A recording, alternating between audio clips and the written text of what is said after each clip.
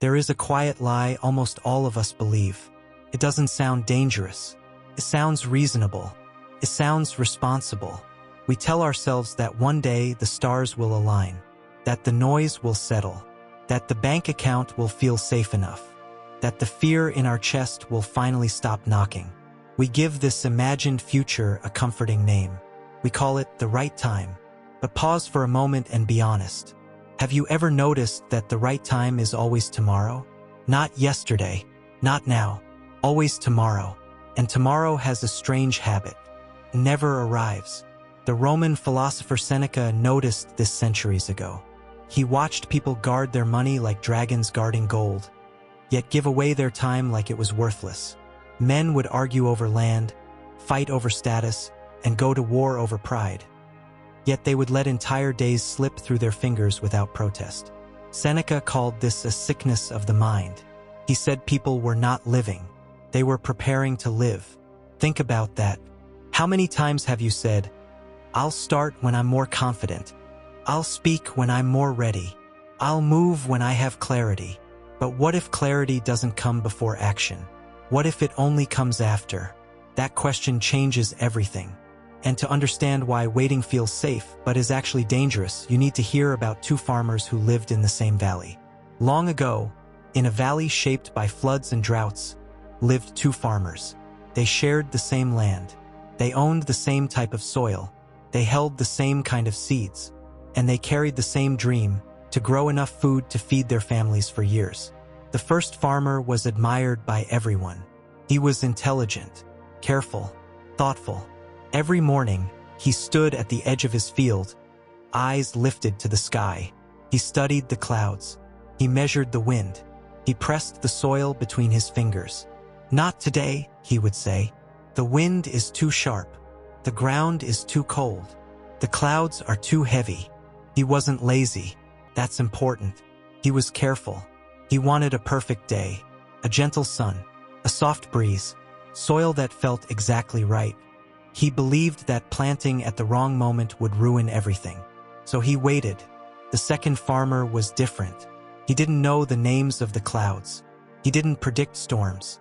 He wasn't admired for his thinking.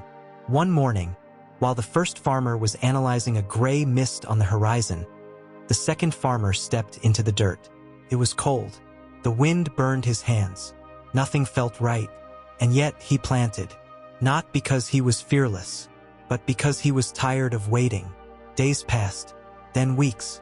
The first farmer became an expert in weather. He could tell you exactly why today was not the day. His explanations were brilliant, logical, convincing. His field remained empty. Then 1 month later, the sky darkened.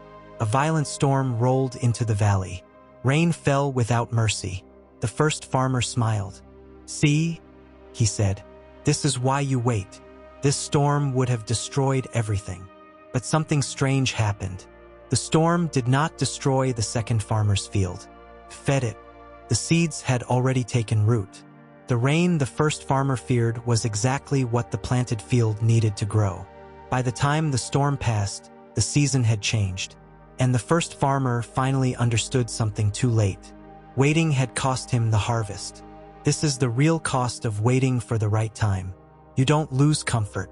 You don't lose safety. You lose the present. There is no such thing as perfect conditions. There are only brief windows, like rare moments in the wind, that disappear if you hesitate. If you wait until you are ready to speak, you may never speak. If you wait until you are ready to build, you may never begin. If you wait until fear disappears, you will wait forever. Fear is not a signal to stop. It is proof that something matters. The truth is uncomfortable. The right time is not something you find. It is something you pay for with uncertainty, effort, and risk. Life is generous to those who step forward imperfectly, but it is ruthless to those who stand on the edge, waiting for permission. Seneca said life is long for the one who orders it well, but it rushes past the one who hesitates on the bank. So stop asking the clouds for approval. Stop waiting for the wind to calm. Stop preparing endlessly for a life that is already happening. If this story gave you even a moment of clarity, don't wait. Join us, subscribe, Walk this path of calm strength and quiet action with our community.